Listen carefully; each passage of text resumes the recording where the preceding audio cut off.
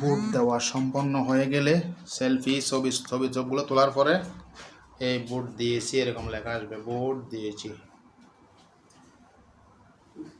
এখন সম্পূর্ণ হয়ে গেছে। প্রার্থী ও প্রতীক দেখা।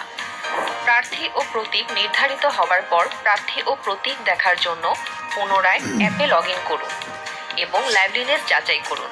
সফলভাবে যাচাই করার শেষে আপনার আসনের মনোনীত প্রার্থীদের ছবি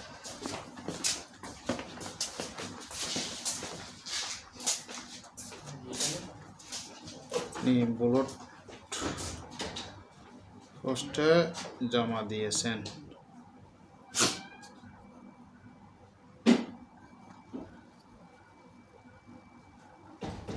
এইরকম করে সবার এখন হচ্ছে যে রিটার্নিং কর্মকর্তা বাংলাদেশে বেশি গরিবদেরই আর কি।